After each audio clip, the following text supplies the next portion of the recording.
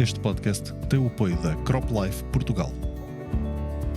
Bem-vindos ao Agricultar, o podcast de conversas sobre agricultura. Eu sou Isabel Martins, da Vida Rural, e hoje os nossos convidados são o investigador Miguel Leão, do INEAV Alcobaça. Olá. Olá, Isabel.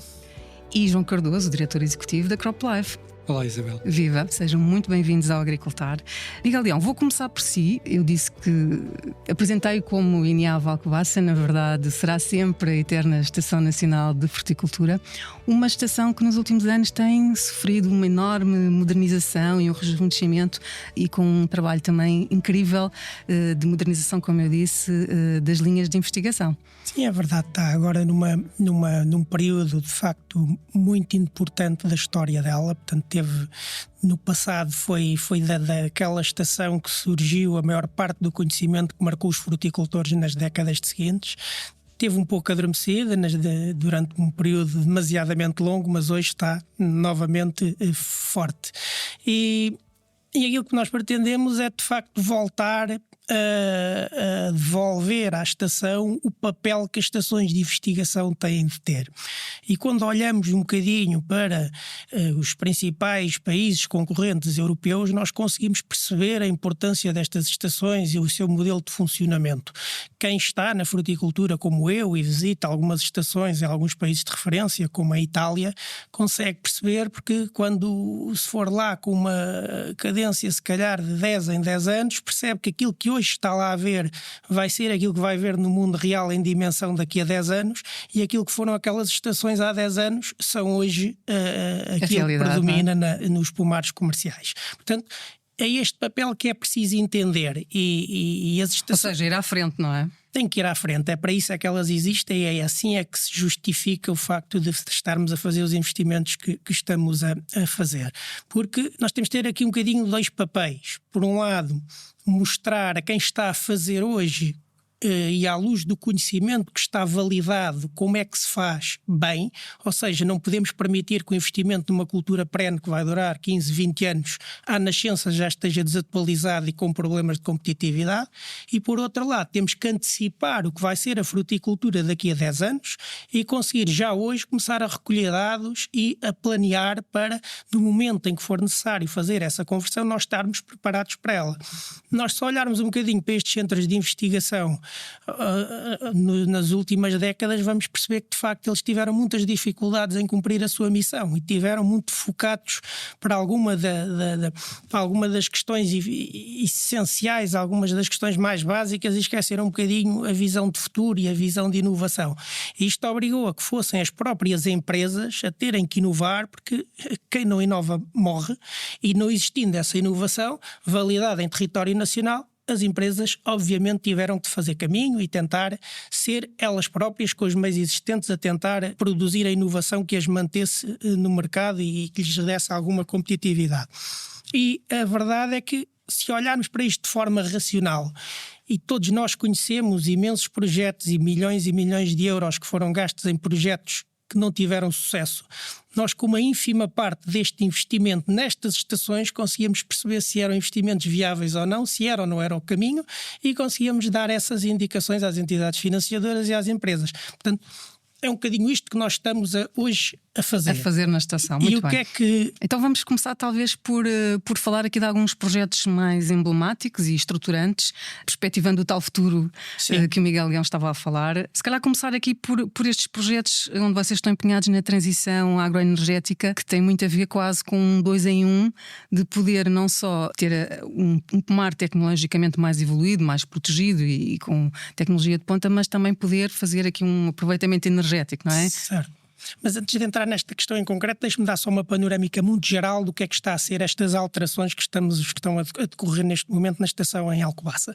Portanto, nós vamos ter, além dessa linha de trabalho focada na transição agroenergética, em que já vamos falar sobre ela, vamos ter uma outra muito focada em novos modelos de condução e poda, muito direcionados para aproveitar aquilo que nós temos de melhor em território nacional, nomeadamente as condições de luminosidade, que nos podem oferecer algumas características energéticas vantajosas face a outros concorrentes europeus. Vamos preparar e tentar otimizar aqui modelos focados na fruticultura biológica, com variedades e combinações com porta-enxertos resistentes que à partida nos possam oferecer em modelos já por si competitivos, que nos possam oferecer vantagens para não termos que continuar com a carga de produtos fitofarmacêuticos, muitas das vezes o desenvolvimento das pragas e das doenças o exigem. Vamos ter linhas que vão continuar muito focadas nesta questão dos pomares cobertos, portanto já temos uma primeira linha que se iniciou há 6 anos com as redes fotosseletivas em pomares de macieiras. Vamos ter hoje a fase 2 com propostas diferentes daquilo que existe aí no mercado e com a aprendizagem que fizemos ao longo destes últimos anos. Deixa-me só voltar um pouquinho atrás. Para quem nos esteja a ouvir e não saiba o que são estas tais redes fotosseletivas, só explicar talvez um pouquinho melhor esta tecnologia para quem não é fruticultor profissional.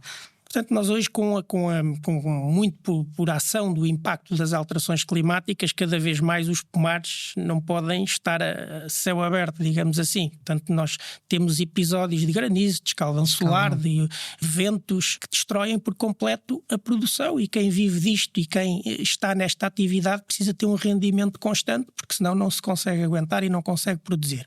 Por isso, cada vez mais nós temos que encontrar a tecnologia que reduza a exposição das culturas a estes problemas que vão condicionar gravemente quer a produção, quer a qualidade das produções. Portanto, nós hoje, aquilo que estamos a fazer neste projeto em concreto é tentarmos um objetivo triplo, digamos assim. Por um lado, ter uma rede que evite o granizo e a ação do granizo sobre as culturas. Por outro lado, minimizar o impacto do escaldão solar, que queima uma parte grande dos frutos que não tem qualquer valor comercial. Mas queremos aproveitar o facto de já estarmos a entrar tarde, ou mais tarde que outros países concorrentes, nesta questão dos pomares cobertos e tentar entrar aqui com a dimensão das redes fotosseletivas. Isto é o quê? É tentarmos ter redes que filtrem, que deixem passar mais os comprimentos de onda que podem beneficiar as plantas e, por outro lado, alterar a proporção entre os comprimentos de onda de maneira a termos respostas fisiológicas que vão ao encontro das nossas necessidades. Por exemplo, queremos estimular o desenvolvimento de uma planta que não tem propensão genética para crescer tanto. Nós sabemos que se conseguirmos dar mais radiação de determinado comprimento de onda, a planta tem este estímulo para crescer. Sabemos que há comprimentos de onda que afetam diretamente a qualidade dos frutos, a produção de antioxidantes, a coloração dos frutos. Portanto, queremos no fundo um 3 em 1. Portanto, e essa uma das linhas também que vamos implementar agora nesta nova fase. Portanto, no fundo estamos a caminhar para uma fruticultura protegida ao ar livre, não é? Portanto, uma cultura quase protegida ao ar livre. E quando começou a sua conversa a falar neste piloto da transição agroenergética, o objetivo é o mesmo. Nós começámos porque nos opomos completamente à ocupação de terreno com propensão agrícola por parte dos parques solares. Não faz qualquer tipo de sentido. Existem aí muitos telhados e muitas garagens e muitas coisas para tapar. Não faz qualquer sentido estarmos agora a tapar solos com aptidão agrícola. Aquilo que queremos fazer também é tentar encontrar aqui um modelo em que possamos eventualmente beneficiar com os sinergismos da produção agrícola e da produção energética. Por isso é que temos neste piloto em concreto 5 modelos de estudo, em que estamos a tentar testar a cobertura com painéis, portanto com coberturas fixas, mas com painéis transparentes. Estamos a testar a cobertura com painéis mais dentro daquilo que as pessoas conhecem, os painéis escuros, opacos, convencionais, mas com estruturas móveis, de maneira a que em alturas do dia em que as plantas possam precisar mais de luz, conseguirmos, através do software, manipular o ângulo de colocação dos painéis e fazer com que eles recebam menos luz, mas que as plantas recebam mais. E estamos já a antecipar um outro modelo em que vamos tentar otimizar uma estrutura de produção em 2D, já focada na otimização também da produção energética, ou seja, encontrarmos um modelo de produção de fruta que se adapte melhor à produção fotovoltaica.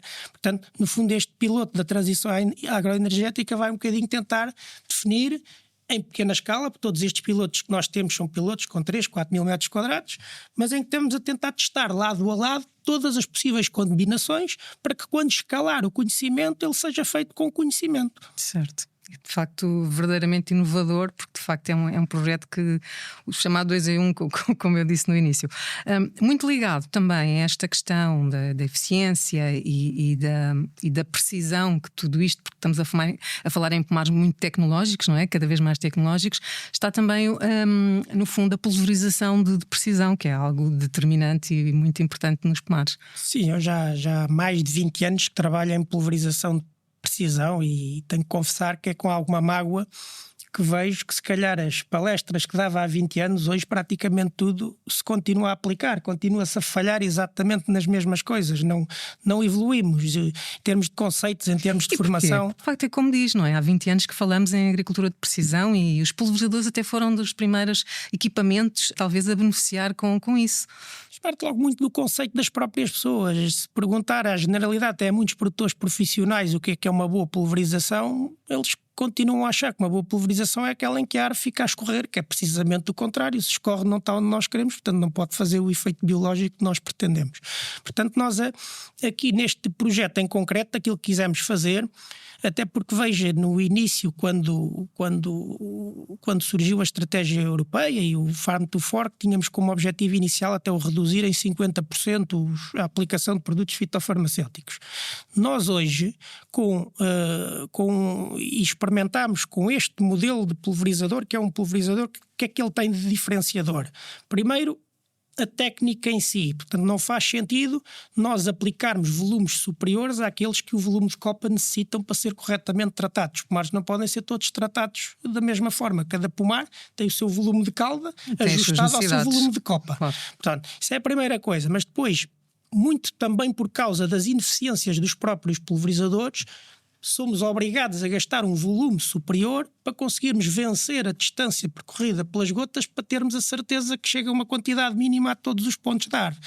Por isso nós quisemos, com este pulverizador de precisão, incorporar aqui um conjunto de premissas que nós achamos e temos já muita experiência acumulada nisso e sabemos que os resultados de facto são iguais ou melhores do que com os pulverizadores tradicionais em alto volume. Nomeadamente quisemos fazer um pulverizador com aspiração de ar superior, porque muitas das vezes o que andamos a fazer, os pulverizadores convencionais, ao aspirar o ar com as turbinas axiais, provocam uma grande perturbação do solo e muitas das vezes estão a levantar esporos das doenças que estão no solo e que vão para cima das culturas e vão aumentar ainda mais as infecções.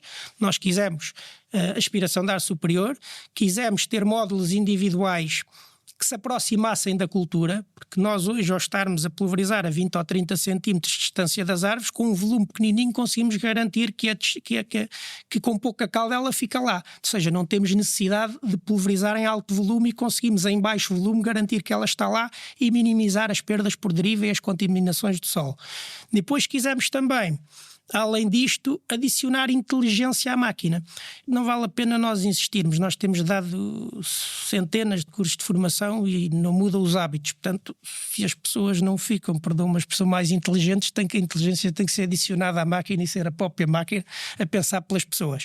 Não vejo com muita fé na humanidade, já percebi. Não, quer dizer, nós queremos uma transição rápida, isto não é uma coisa que nós tivéssemos começado a pensar ontem, nós já vão 20 e tal anos, se as coisas não mudam, se calhar tem que ser as máquinas é que têm que ficar mais inteligentes e pensar pelas pessoas.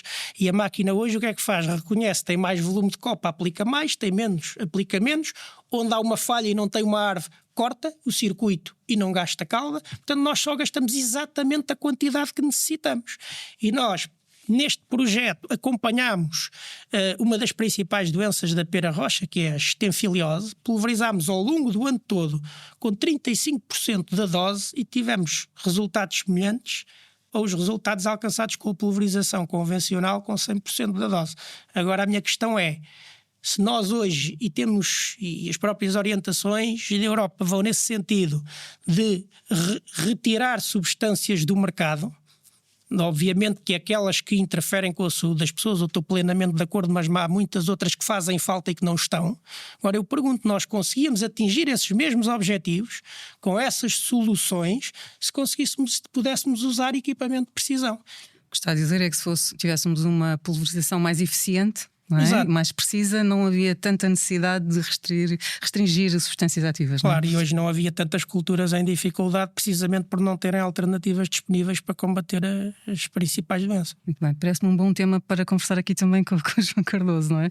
João, talvez começarmos por, tal como o Miguel Leonte falou-nos aqui um pouco no projeto de modernização da estação, antes de entrarmos aqui nos projetos mais estruturantes, começar por falar um pouco na Crop Life, que também em Portugal é no fundo a nova denominação da, não podemos dizer muito velhinha, mas da nossa velhinha Anípola, não é? Quer falar-nos um pouco também da necessidade deste rejuvenescimento e deste rebranding, no fundo? Obrigado, Isabel, mais uma vez. E é um gosto estar aqui com vocês os dois. De facto, em março deste ano mudámos a identificação e a identidade da Anípola para Crop Life Portugal, precisamente para acompanhar a evolução do setor da proteção das plantas. Hoje em dia já não representamos apenas os produtos fitofarmacêuticos, mas também todas as outras áreas em que influenciam a proteção das plantas, desde logo os próprios produtos fitofarmacêuticos continuam a ser uma base extremamente importante e válida e vão continuar a ser, mas também englobamos os biopesticidas, a biotecnologia e a agricultura digital e de precisão. Estes 4 grandes pilares fazem hoje a caixa de ferramentas do agricultor naquilo que é o combate a pragas, doenças e infestantes. E queremos que esses 4 pilares saiam fortalecidos no futuro e é para isso que trabalhamos e foi para isso que fizemos o rebranding, para acompanhar precisamente a evolução daquilo que os nossos associados já fazem no terreno e disponibilizam ao agricultor e trazê-lo também para dentro da associação para sermos aqui um polo de informação e também de informação quer aos técnicos, quer ao setor, quer também à sociedade e aos políticos, para conseguirmos que todas estas tecnologias sejam apreendidas e que o setor saia com a sua imagem reforçada de um setor tecnológico evoluído e em que a proteção das plantas é feita cada vez de forma melhor e mais segura. Esta questão da precisão e da digitalização que o Miguel Leão estava a falar, para vocês é, como disse, um dos pilares importantíssimos, não é? Exatamente. Portanto, a agricultura digital e precisão é um dos nossos 4 grandes pilares de atuação e assumimos também os compromissos ao nível europeu com a nossa congênere Crop Life Europe, em que a indústria invista até 10 mil milhões de euros até 2030 neste ramo da agricultura digital e de precisão, entre outros compromissos. Estamos a falar exatamente o quê, João? Sim. Para precisar a nível de já vou lá. projetos. Portanto, e este montante dar-nos uma informação que é o potencial de serviços que pode vir daqui para o agricultor, para a sua tomada de decisão, e esse é desde logo um dos grandes exemplos, são as ferramentas de apoio à decisão, porque quanto mais informação tivermos das nossas culturas, incluindo aqui as condições meteorológicas também, as condições fitossanitárias, melhor podemos auxiliar o agricultor a tomar a decisão no momento certo e na altura oportuna, porque isso pode ser decisivo para uma campanha e para os resultados da sua cultura. João, o que está a dizer no fundo é trabalhar bem a informação que vem antes, depois de começar a trabalhar com os pulverizadores, não é? Exatamente. É saber quando, é saber porquê, não é? Exatamente, portanto temos aqui, no fundo, eu costumo dizer que aos dias de hoje estamos cada vez mais equipados do que nunca para dar resposta aos princípios da proteção integrada, especialmente a parte da prevenção e da monitorização. Tudo o que é estas ferramentas digitais e a inteligência artificial e tudo mais dão-nos potencial para termos uma monitorização muito mais profunda, muito mais completa, e isto ajuda-nos a fazer prevenção antes de partirmos para a parte do controle. Portanto, é muito curioso, João, estava a ouvi-lo falar na proteção integrada e o Miguel Leão estava a falar que há 20 anos que anda no cavalo de batalha da pulverização de precisão. A proteção integrada, há 20 anos que andamos a falar nela, não é? Ou seja, chegamos à conclusão que apesar de todo o desenvolvimento, e foi enorme, não é? Que o setor teve, a modernização e toda a evolução tecnológica, existem muitos conceitos que se calhar nas nossas cabeças já estão completamente interiorizados, já estão completamente implementados, mas ainda falta muito, não é? Falta muito por fazer. Eu diria que isto é o reflexo também da evolução, porque se calhar há 20 anos, quando se começou a implementar a proteção integrada, não tínhamos a potência de ferramentas que temos hoje para nos ajudar a cumprir aprofundadamente estes 3 grandes princípios que, no fundo, são a forma mais equilibrada de fazer proteção de culturas, quer dizer, no nosso panorama europeu e não só, e mundial. Portanto, é um conceito mais equilibrado que temos. E hoje em dia, com as ferramentas de agricultura digital e precisão, mas também com toda a evolução que se fez na pulverização, com a própria evolução dos produtos, com formulações, com as orientações, também com as boas práticas de utilização dos produtos, que antigamente não eram tão implementadas e que hoje em dia, mal ou bem, foram sendo transmitidas e vão sendo implementadas. Nós temos vários, quer dizer, temos essa sensibilidade que vamos falando também com os agricultores. Como disse o Miguel, isto não é um processo do dia para a noite, é uma coisa que leva tempo, os hábitos adquirem-se. E na proteção das culturas é a mesma coisa. Sendo que agora, com a tecnologia, se calhar vamos precisar aqui de tempo de capacitação e formação para estes conceitos serem mais interiorizados, mas cá estamos, está cá o INEAF, temos cá a nossa indústria, para todos os stakeholders todos juntos no setor, conseguimos que este tempo seja um pouco mais curto e as tecnologias vão sendo mais rapidamente adquiridas. Aqui na fruticultura nós também sentimos que temos um setor um pouco a 2 tempos, não é? Tal como na agricultura nacional, porque temos fruticultores muito evoluídos, com mais de grandes dimensões, grupos económicos já com alguma dimensão que o gerem, e depois temos tudo o resto, que é muito, que é a grande maioria, que são de facto pequenos fruticultores, onde provavelmente isso que ambos estavam a dizer, o tempo que leva esta capacitação e esta transformação para a componente tecnológica é muito superior, não é? Portanto, temos aqui de facto 2 tipos diferentes de fruticultura e torna mais desafiante também conseguir trabalhar para estes resultados rápidos que todos queremos, não é? Precisamente, e por isso é que se calhar quando vamos ver os planos de ação dos principais stakeholders ao nível nacional e mesmo das diretrizes ao nível europeus, vemos aqui a capacitação do agricultor como uma das grandes diretrizes, e é precisamente por causa disso. Depois caberá a cada instituição dar o apoio cada vez mais abaixo da cadeia até ao próprio agricultor. Mas foi como disse há pouco, apenas trabalhando em conjunto conseguimos fazer aqui esta grande formação em grande escala. E dizia diretrizes porque estava-me a lembrar, agora na nova Comissão Europeia, se formos ver o diálogo estratégico ao futuro da agricultura, temos 2 grandes pontos. O primeiro tem a ver com a capacitação. O outro que eu gostaria de chamar é, existe uma frase que diz: a inovação, a tecnologia e o conhecimento desempenham um papel fundamental na transição do setor agroalimentar. Isto é muito bom, está escrito no Diálogo Europeu, e sendo este um documento que vai lançar as diretrizes de atuação da nova Comissão Europeia. Agora, resta-nos saber se vai haver um verdadeiro desbloqueio à inovação tecnológica, como falávamos aqui há pouco, que é fundamental para a Europa não perder o caminho para as outras grandes potências. Esse é um ponto muito importante e eu gostava de focar um pouco aí, porque nós sentimos que há muita resistência na Europa a tudo o que tem a ver com desde os organismos geneticamente modificados às novas técnicas genómicas, enfim, aos drones pulverizadores, não é? Para entrarmos aqui se calhar num tema que tem mais a ver aqui com esta nossa conversa. Há uma resistência grande, há muito medo, há de facto uma Europa que também tem lobbies muito fortes, muitas vezes que são contrários àquilo que deve ser uma agricultura mais profissional e moderna, não é? Como é que nós conseguimos desbloquear isto? Eu sei que o João diz que estas coisas também não acontecem de um dia para o outro, porque também é preciso que o setor produtivo explique muito bem ao que é que quer ir, não é? Portanto, neste caso dos drones, em primeiro lugar, se calhar fazer aqui um ponto de situação, como é que estamos, o que é expectável que venha a acontecer daqui para a frente, a nível da possibilidade de poder pulverizar com drones, e o que é que nós temos também, setor produtivo, de fazer para possibilitar a quem legisla esta abertura. Importa aqui fazermos um enquadramento. Portanto, nós estamos obrigados, tal como todos os outros países da União Europeia, à diretiva do uso sustentável de produtos fitofarmacêuticos. E nessa diretiva, a aplicação de produtos fitofarmacêuticos com drone é equiparada à pulverização aérea.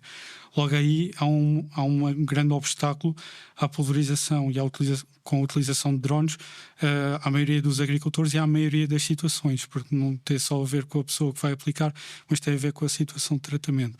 Portanto, por isso é que se diz que há uma proibição de pulverização com os drones, mas é porque a licença não é muito difícil de obter com o enquadramento que hoje existe.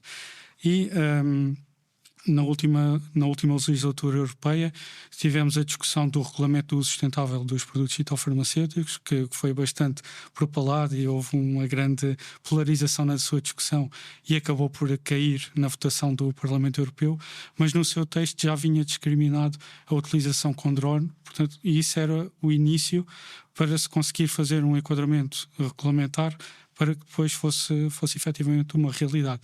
Ora, caindo esse texto na sua totalidade, perdemos aqui no fundo 5 anos de discussões políticas que poderiam levar a essa solução técnica. E agora vamos ter que recomeçar.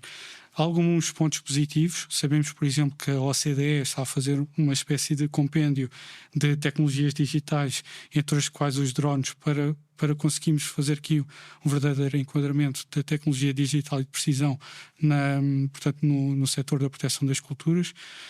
Ao mais alto nível na OCDE este trabalho está a ser feito, depois pode ajudar também ao nível europeu. Por outro lado, existem também alguns projetos, e neste caso trago aqui um exemplo dos nossos colegas espanhóis, a EPLA, que entrou no consórcio num grupo operacional que se chama Go Fitodrone, que nos últimos 3 anos estiveram a estudar a fundo, portanto, a pulverização com drone, e isto é um trabalho que é muito importante ser feito, porque apenas com dados consolidados e verificáveis e também fidedignos podemos chegar ao pé dos órgãos reguladores, por exemplo, da Comissão Europeia ou da própria EFSA, para que eles depois possam ter material com que trabalhar para ter um regulamento sólido e aplicável ao nível nacional. Só para terem uma ideia, este projeto espanhol, isto é importante explicar um pouco mais, eles incidiram sobre o olival, vinha, floresta e também o laranjal, portanto citrinos, e tiveram a estudar a deriva da pulverização, a qualidade da pulverização também, a exposição humana, que é um ponto muito importante, porque não é a mesma coisa de que encher um drone ou um pulverizador normal, a exposição do operador é ligeiramente diferente, mas aqui entre nós, nada que um EPI bem utilizado não resolva, mas tem que se estudar, temos que ter dados de exposição. Os próprios resíduos das culturas e a eficácia do tratamento. Portanto, estes são os grandes pontos-chave que são necessários trabalhar para haver aqui uma metodologia de avaliação de risco da utilização do drone.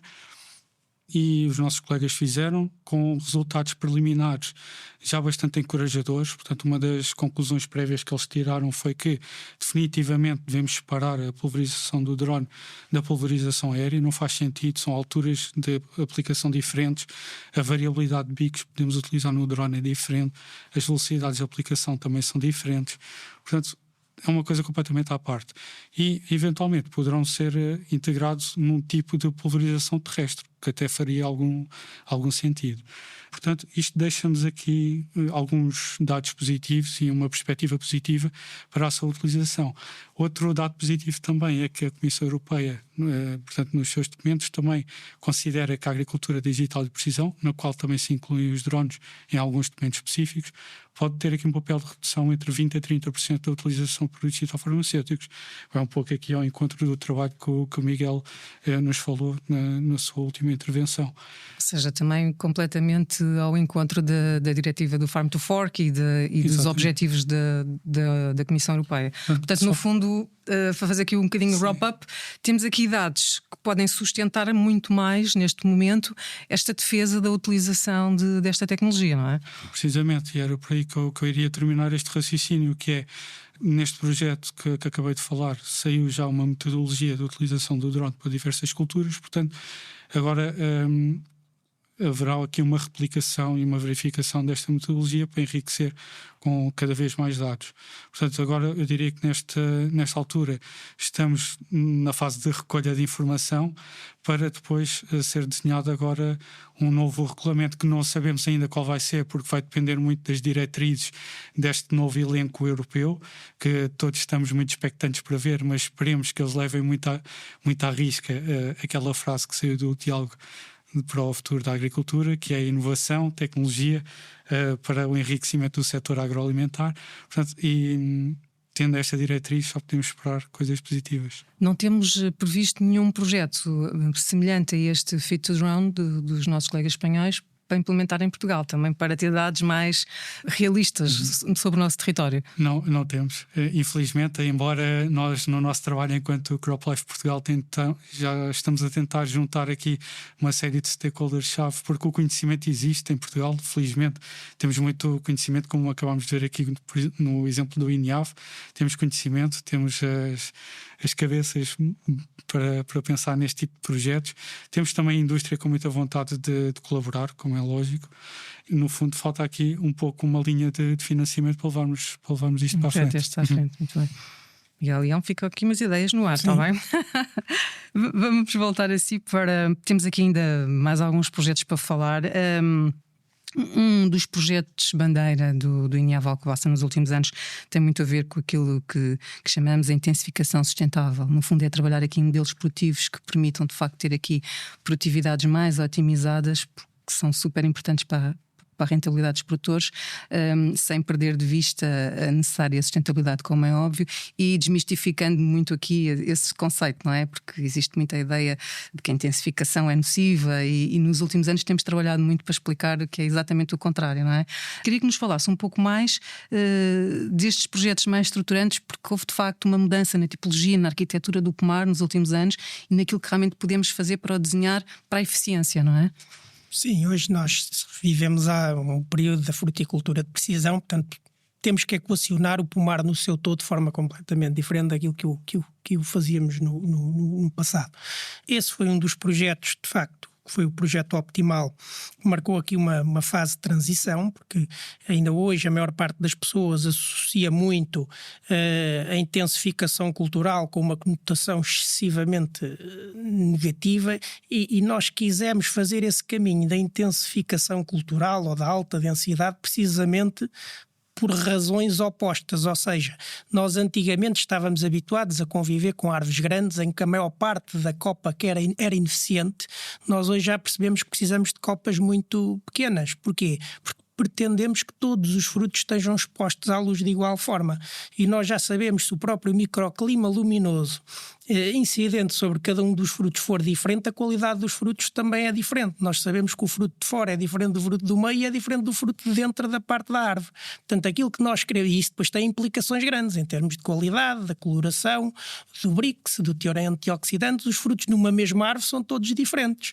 E aquilo que nós queremos hoje é que ver cada fruto como uma peça otimizada que pode oferecer a melhor experiência ao consumidor. Um fruto com mais BRICS, com mais coloração, com mais antioxidantes, com mais fitoquímicos. Portanto, nós hoje temos que mudar a própria concepção do pomar. Nós hoje queremos árvores pequenininhas não, porque nós não queremos mais árvores. Nós temos é que ter mais árvores para ocupar o mesmo espaço com árvores mais pequenas, precisamos de mais plantas. Portanto, é um conceito muito diferente daquele conceito que às vezes a comunicação social quer passar com aquela conotação negativa. E hoje são pomares altamente eficientes. Nós aproveitamos melhor a luz, aproveitamos melhor a água. Nós nestes novos pomares nós gerimos quase a rega à gota. Nós sabemos quanto é que precisamos e não damos mais do que a quantidade exata que cada planta precisa. Nós aplicamos os produtos fitofarmacêuticos com racionalidade, portanto conseguimos fazer, acho que ajustar no fundo as coisas com conta, peso e medida às necessidades de cada pomar. Portanto, e esse projeto Optimal foi de facto o primeiro que nos mostrou e pôs em evidência todas essas diferenças, e tínhamos sido desafiados até pela própria Associação de Maçã de Alcobaça, em que nos diziam que, apesar de ser uma fileira muito desenvolvida, que ainda tinham alguma heterogeneidade de pomares dentro da própria associação, e queriam uniformizar um pomar, uniformizar um conceito que lhes permitisse potenciar depois a qualidade. E foi aqui que nasceu isto, primeiro pela alteração do modelo de pomar. Hoje já estamos mais à frente, hoje já estamos a pensar no conceito de ecopomar, e daí que temos outros projetos a decorrer também para conseguir criar infraestruturas ecológicas, trazer os organismos auxiliares para dentro dos pomares, ter lá as cobras para controlar os roedores, ter lá os ninhos para termos as aves lá a comerem as lagartas. Portanto, nós hoje estamos a olhar para o pomar já de forma integrada, que é um pomar, de facto, gerido de uma forma muito mais racional. É um pomar que tem a sorte hoje de ter tecnologia que pode apoiar a fazer esta gestão.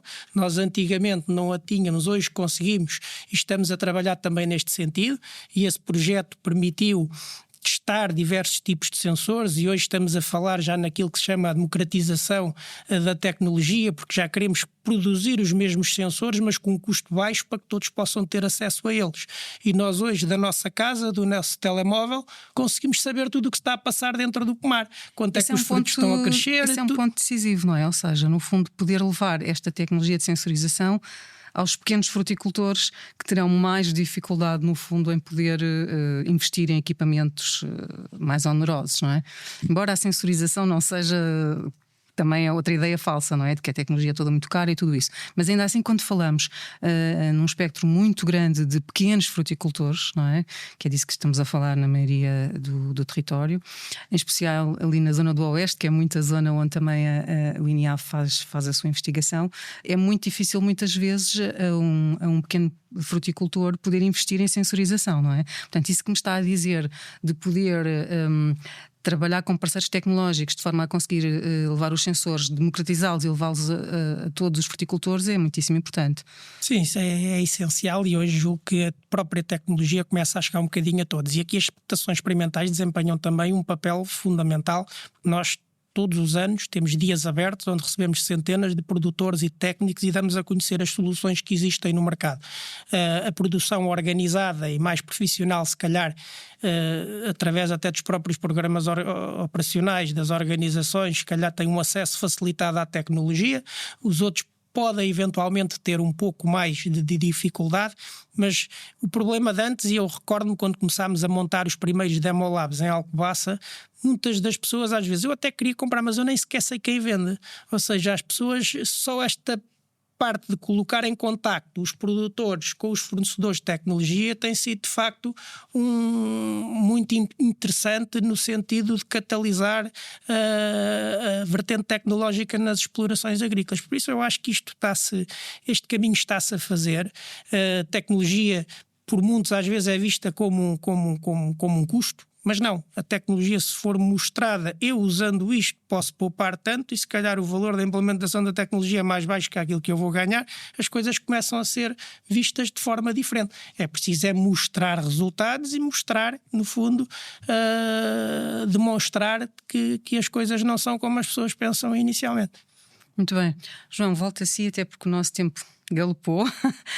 Volto a si para fazer novamente aqui um gancho com o que disse o Miguel Leão relativamente aqui a esta necessidade de ter uma fruticultura mais smart, no fundo que é isso que estamos a falar, mais sustentável, para que nos possa falar também um bocadinho do vosso projeto de Smart Farm, não é?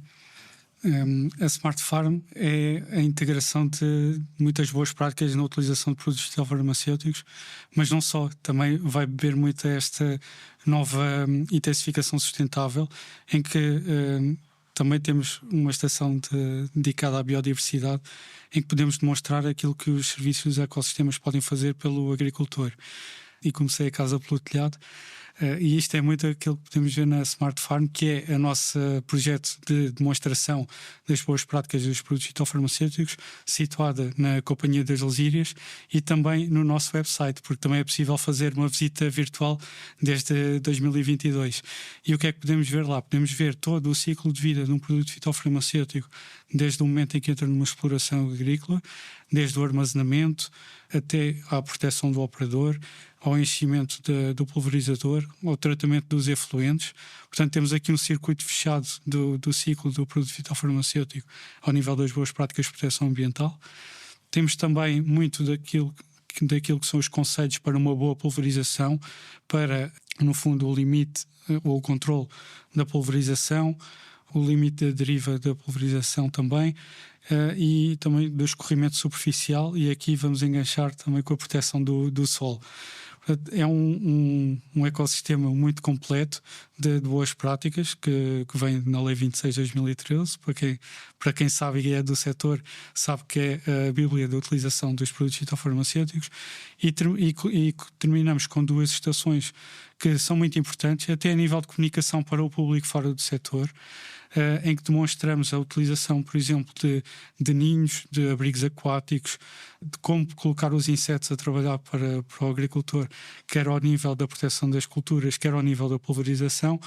E terminamos com a agricultura digital e de precisão, em que temos, por exemplo, a demonstração de um piloto de sensores feito pelo nosso parceiro Smart Farm Collab, também sediado em Torres Vedras, em que demonstra a integração dos sensores para termos informação, lá está, para tomarmos as melhores decisões possíveis na condução da nossa cultura. E com tudo isto temos aqui uma integração das ferramentas que fazem da proteção podem fazer da proteção das culturas um dos pontos de sucesso dos agricultores e também do nosso setor. Só que fazer uma chamada de atenção: até ao final deste ano vamos ter um inquérito online na nossa plataforma de visita virtual, e que faço aqui o apelo para que vão lá, vejam a plataforma, respondam ao inquérito. Para nós é muito importante para saber o que melhorar e do que é que gostaram mais também. E, no fundo, fazer também aqui um apelo à visita, porque estes projetos não é só fazer boa publicidade, mas sim fazer este caminho que falávamos há pouco, da integração das boas práticas no dia-a-dia dos agricultores. Isto é como o cinto de segurança, se calhar quando a lei foi colocada custava a pôr, mas hoje em dia fazemos e já nem notamos. Nisso, não é? Portanto, todas as medidas de segurança são assim. Podem custar ao início, mas depois elas acabam por ser interiorizadas. E são muito importantes serem levadas em conta, porque depois, no fim do dia, podem ser a diferença entre um produto ser aprovado ou ser cancelado. Pois, como falava há pouco o Miguel Leão, a questão da eficiência, não é? Se bem trabalhada, poderia de facto levar a decisões diferentes a nível da panóplia, não é? De substâncias que temos. Este projeto tem muito a ver, começou no início a falar muito na necessidade de capacitação, portanto este projeto tem tudo a ver com isso também, não é? Portanto, uma forma se calhar um pouco mais pedagógica e didática de levar a informação não só aos profissionais, mas também, como estava a dizer, extravasar um pouco para outro tipo de públicos, não é? No fundo, para levar esta informação ao máximo possível de pessoas. Tratando-se, obviamente, de fitofármacos, era importante que as escolas pudessem visitar, não é? Que as crianças pudessem aprender mais sobre como é que estas coisas se processam no campo. Super importante também essa ligação, não é? Um público mais juvenil, infantil, para poder também desmistificar uma série de conceitos, não é? Sem dúvida, Isabel. E permita-me dizer que o nosso projeto ao nível europeu foi inovador, foi o primeiro ao nível europeu a nascer no seio de uma associação, e aos dias de hoje está a ser replicado um pouco por toda a Europa. Sei, por exemplo, que a Dinamarca está a fazer a sua primeira quinta de demonstração à semelhança da nossa. E isto só demonstra que é de facto um potente projeto de comunicação, não só para dentro, para a capacitação e formação, mas também para fora, portanto para as escolas. E nós na CropLife Portugal temos precisamente aqui um projeto a decorrer em back-office, digamos, de preparação para irmos às escolas, para levarmos este assunto, porque é muito importante formar a comunidade educativa, nomeadamente professores que são autênticos influencers das nossas crianças, para tentar desmistificar um pouco aqui o conceito da proteção das plantas, não é? É a medicina da agricultura, e muitas vezes não é visto assim, e é muito importante que assim seja. Muito importante, basta olhar para os manuais das nossas crianças para perceber como esse é uma questão de facto muito, muito importante. Miguel Leão, só para terminarmos, é um homem da inovação, da tecnologia, da investigação e desenvolvimento. Um sonho para a fruticultura, o que é que gostaria de investigar assim para o futuro e que ainda não conseguiu? Todos os anos tenho ideias novas, e isto é uma coisa que nunca para. Haja financiamento, não é? Temos que procurar os financiamentos naturalmente, mas acho que esse é o nosso papel, não é? Imaginarmos o que é que vai ser a fruticultura amanhã e tentarmos antecipar as necessidades e trabalhar para elas. Mas sonho cada vez mais com...